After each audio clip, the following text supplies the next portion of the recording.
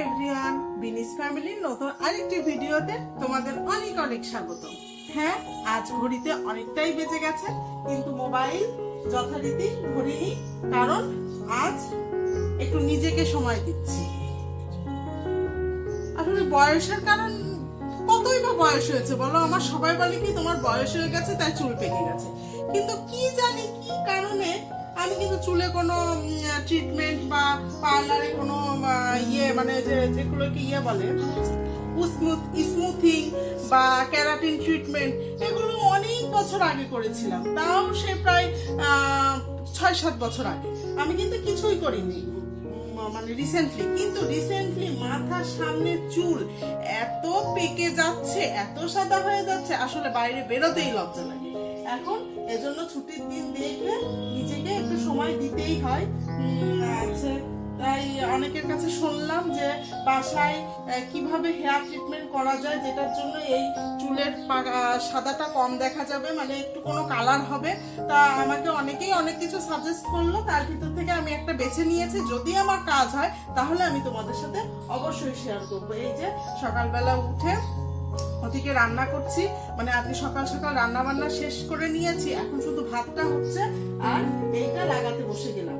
আর দেখো মানে অবস্থা, আজ আমি এটা মাথায় লাগাতে বসেছি, আজ আকাশে মনে হচ্ছে কি মেঘ বৃষ্টি হয়ে যাবে। মানে এটা শুকাতে যদিও এখানে লেখা থাকে 15 থেকে 20 মিনিট, তাহলে আমার ধরে নিতে হবে আধা ঘন্টা, কারণ রোদের তাপ কম। আর একটু আমি চিন্তা করছি একটু বেশি রাখবো, দেখি কি হয়। তো যাই হোক, প্রে ফর মি যেন আমার এই হেয়ার ট্রিটমেন্টটা বাসায় কাজ হয়।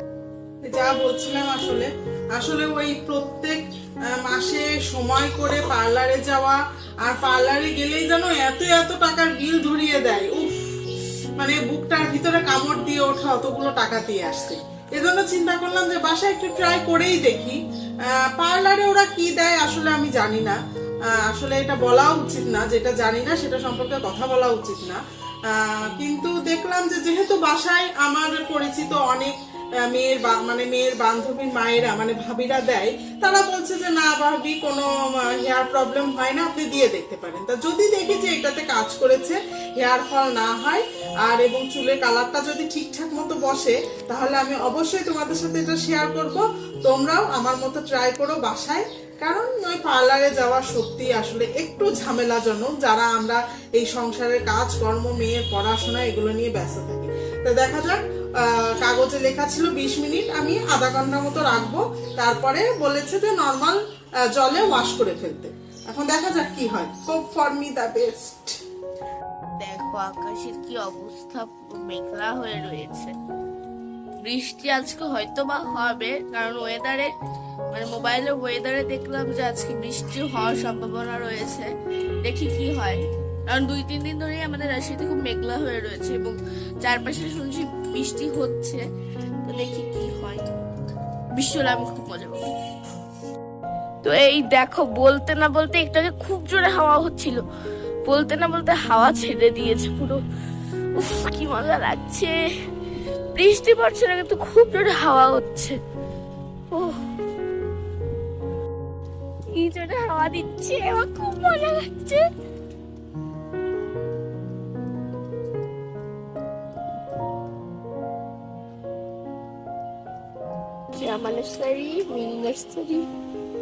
নয়নতারা ফুল গাছে অনেক ফুল ফুটেছে, এসে তুলে নিয়ে যাবো।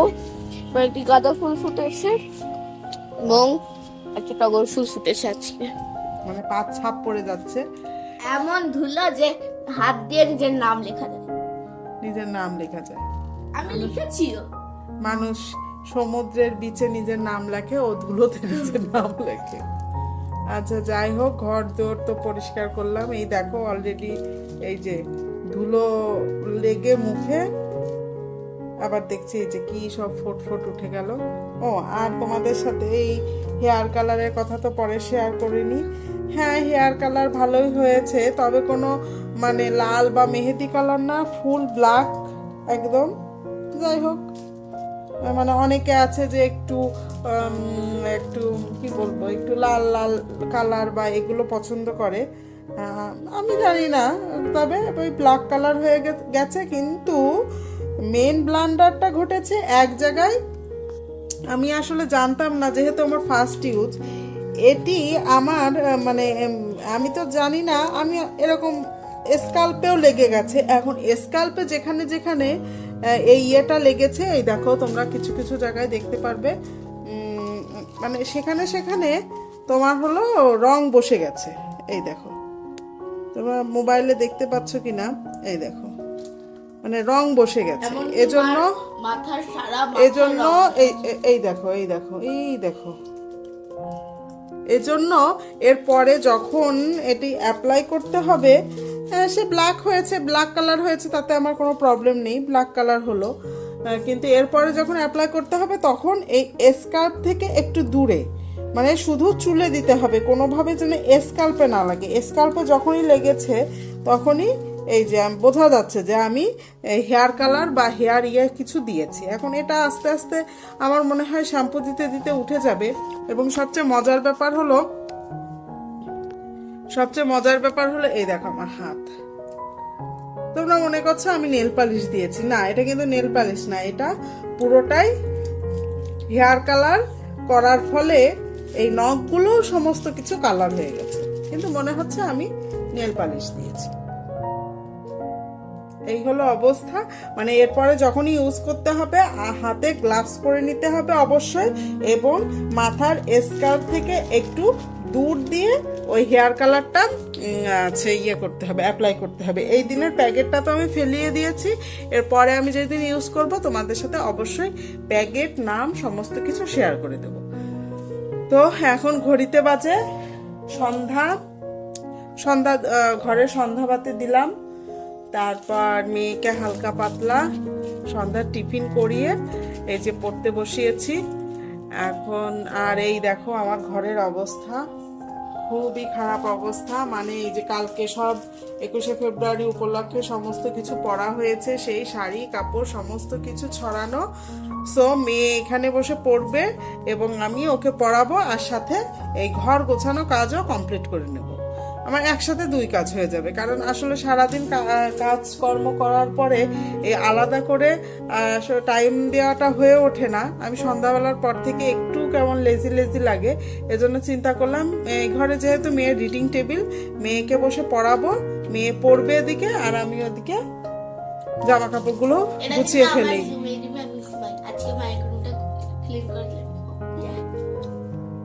সো চলো এখন সাফাই কাজকর্মে লেগে পড়ি এবং সাথে মেয়েকে পড়াই।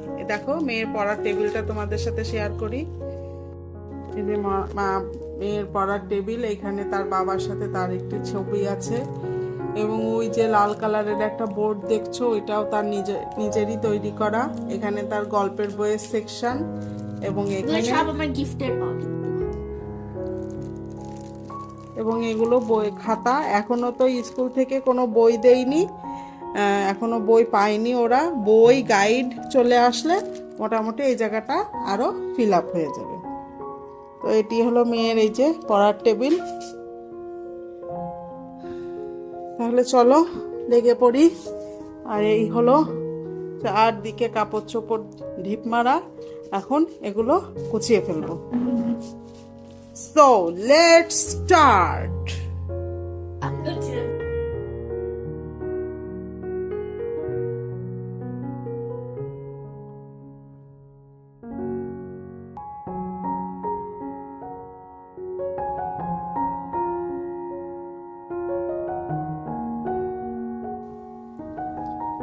টেনটেনা, এই দেখো একদম ঘর দোর গুছিয়ে একদম ফিটফাট করে ফেলেছি।